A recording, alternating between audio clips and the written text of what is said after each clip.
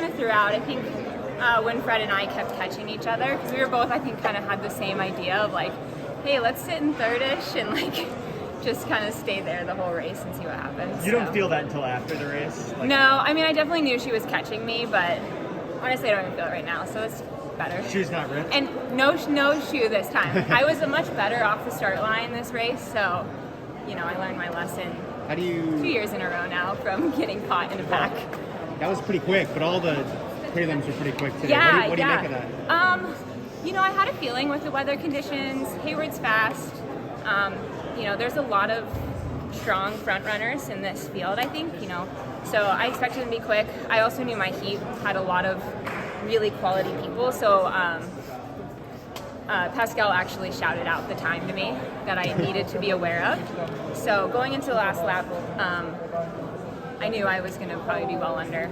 So even being in fourth, I knew I was going to be safe to get in. So is that uploading your confidence at all, not getting the auto spot, or do you not really? Not really. You know, I think prelims are funny. You always have this desire to go as easy as possible. So I think sometimes it prevents me from really going into the next gear. So, yeah, I don't usually read into prelims too much. Unless, you know, like, the only reason I normally want to go to the front is if, like, I'm in an early heat. And that's when you really want to try to go for those auto spots because you have no idea what's going to happen. I've actually never been in heat 3 before. Normally I'm in that other position. Did you like it? Huh? Did you like being in heat 3? There's definitely some positives to it, especially since I knew the time. But, yeah, I also sometimes prefer to focus on racing, but, you know.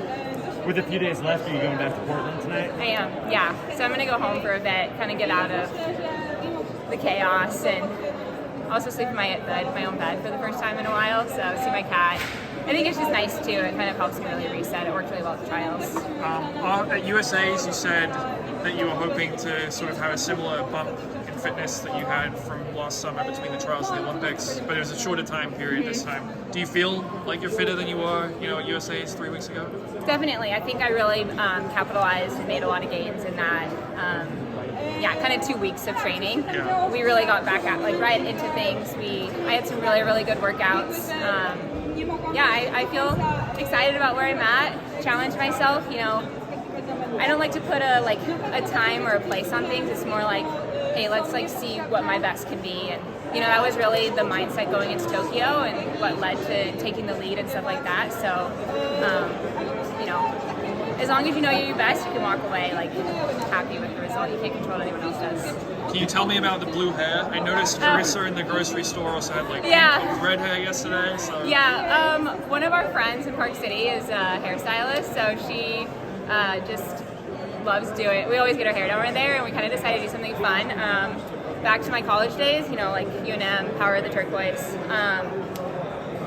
It's been a really tough year, with the loss of my college coach. He was, a really instrumental figure in my life during, some really formative years. And so I've been really trying to honor him through a lot of this season. And half my college staff from UNM is actually here. Laura's our team coach for USA. Joe is here with 2 athletes, and then Rich, one of our other assistants, is also here. So I actually got really emotional this morning, thinking about the fact Rich Butler wasn't here, and with the news of the move and stuff, and he's so important to my husband. It's been really hard not having him here. So these little pieces are just ways to remind myself of honoring him this year and this season. What did you make of Jerry taking the Oregon job?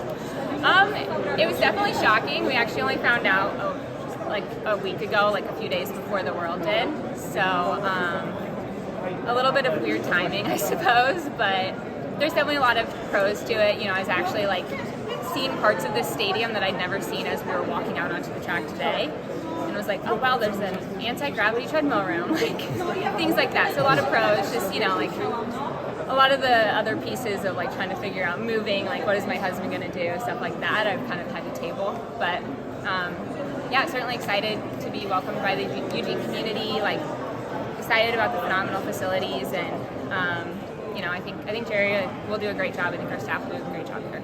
I mean, do you think you'd be able to stay in Portland if you wanted to? I suppose, it is close enough, but One thing that, I think our team does a really good job of is operating as a team. We all go to camp, we all live together, and something that this provides that we actually have been missing in Portland because Nike campus had been shut down for so long was, that sort of feeling of like a central meeting point where, we're all like kind of foam rolling, activating together. And we were doing that because we were still running at Nike and stuff, but, I think that this will make it one step further to kind of getting that college team feel for us as well. So I think that kind of model works really well. So, but I do think that you could stay in Portland and commute. So, but I am excited. I do think the running's a lot better here than it is in Portland personally. So, but yeah, let's figure it out. Yeah. Are you worried about the divided attention at all? He's going to have a lot more athletes to coach. He now. certainly is going to have a lot of athletes, but thankfully we do have a lot of staff, and I have a really close relationship with Pascal and Shalane as well. So, I do think between all of our staff, plus our PT, like she actually lives with us when we're at camp as well. So,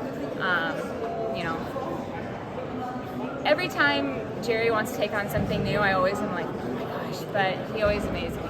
His mind never stops going. So, have they told you if Shalane and Pascal are going to be also joining the Oregon staff, or are they just staying on the BTC? I think that's being figured out right now. I know with speaking with Pascal, like, he really wants to be focused on the pros, which I think is great. Like, I think we absolutely need that, and like I said, he's super instrumental in my personal like training and just like getting me like ready to go, and obviously with the steeplechase and stuff like that. So yeah, I know that that's his goal, and so hopefully that happens.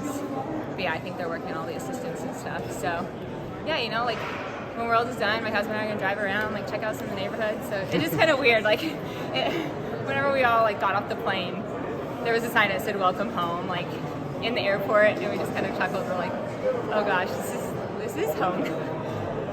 So just weird. Thanks, All right. Thank you, for the Courtney. time. Good luck.